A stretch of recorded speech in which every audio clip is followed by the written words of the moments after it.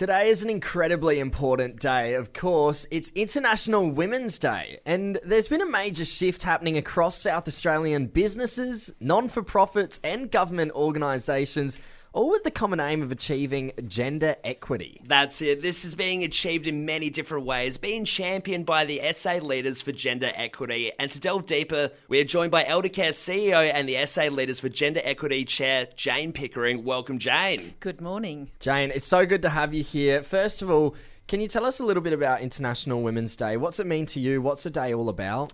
Okay, so International Women's Day is a great opportunity to highlight the contribution that women make generally to society, but just to also acknowledge that we've still got a long way to go in terms of ensuring that women are treated equally and equitable. Definitely. And you're going with a hashtag Inspire Inclusion this year. What was the meaning behind that? So I think it's really important that women inspire other women. And we can do that by taking our leadership roles incredibly seriously and working with not just women but men as well to do everything we can to improve equity and equality for women. Can we have some examples of how you might inspire inclusion in day-to-day life?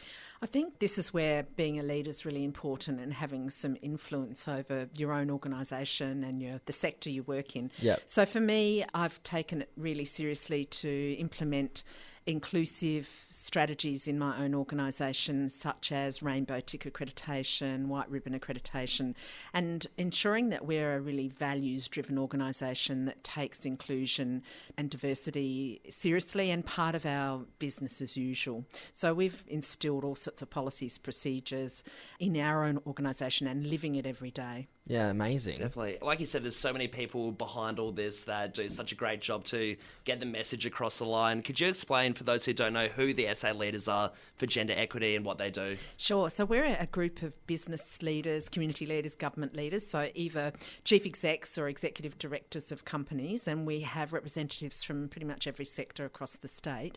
And we got together because we're all very committed to gender equity and knowing that we can, as a group and individually, but more as a group, influence our own organisations, the sectors and the community in general to inspire strategies to improve equity for women. Awesome. Jane, the SA Leaders for Gender Equity, it was formed back in 2012.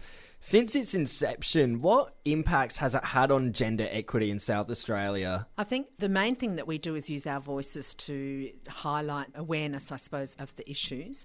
We've got two main goals. One is to address the gender pay gap in both our own companies and in our own sectors, but also generally.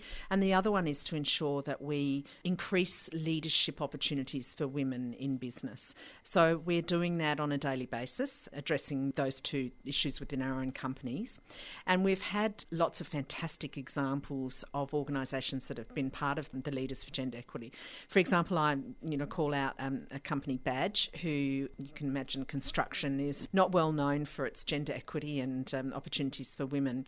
But since the previous CEO joined the Leaders Group and now the new CEO, they've really taken it seriously to look at strategies to improve participation of women in their construction business, including programs for leadership within their organisation for women and also to support women in actual, on-the-ground construction jobs. Yeah, great.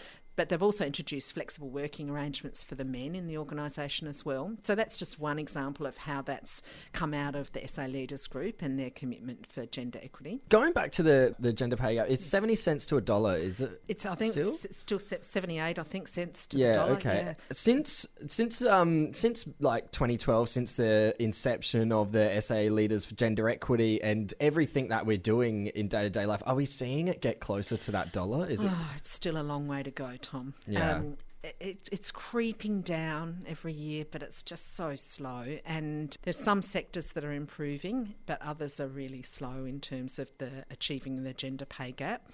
We're better in South Australia than other states, which is one good thing about SA, but it's still 19% gap across the country, which is it's just not good enough, really. No, it's not. Absolutely. Like you said, in terms of the pay gap with money and also trying to make things right and make things better, like Badge putting women in upper management positions. What advice do you have for businesses that want to take that leap and put more women in those positions? Sure. I mean, they only have to just look at the facts that businesses do much better economically, culturally. Their performance overall is much better when they have women in leadership roles, both on the board and in their executive role, particularly as chief executives. And Eldercare is a good example of that. Yeah.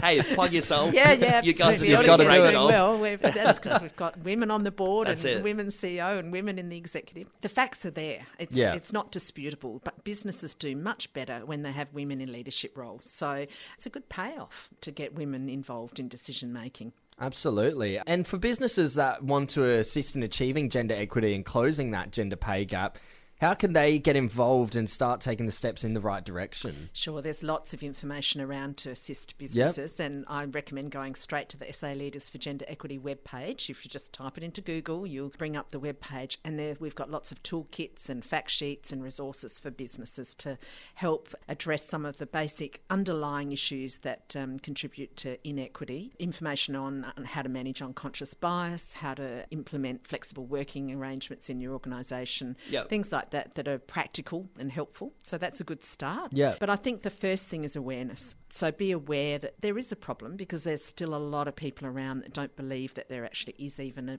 gender pay gap, that it exists, because they will see women and men in their own organisation that are being paid the same. And so what are they talking about, this gender pay gap? It doesn't exist. But it's a more complicated issue than that, of course. And it is around female sectors versus male sectors. So, we know construction, mining are paid a lot more than, say, early education and childcare and aged care, health, etc., that are mostly female dominated. So it is an overall gender pay gap, not just a person for person.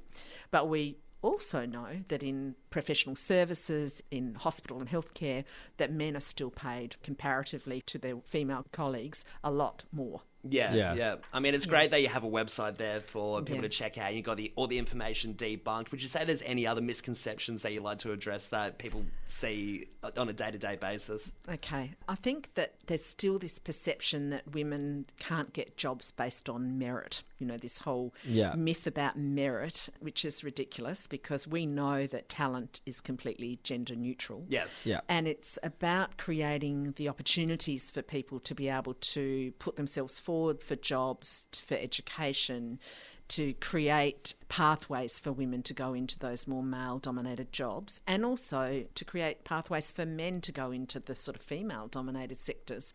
So the myth is that males have more merit than women and that they contribute more than women. That's just stupid and just not true. No, of course not. And thank you for being a prime example of Thanks, someone that Callum. has excelled in leadership. As a female, you're killing it, and a good role model for everyone out there. Thank you, Callum. It's an absolute pleasure. Yeah, it's been a privilege to have you in the studio for International Women's Day. Thank you so much for coming on the show. And Jane Pickering, CEO of Eldercare, of course, as well on the board at SA Leaders for Gender Equity. We look forward to seeing what the SA Leaders for Gender Equity achieves in the future. If you'd like to find out more about the great work that the SA Leaders for Gender Equity does, go visit their website, www.salge.com.au. Jane, pleasure as always. Thank you. Thank you, Tom.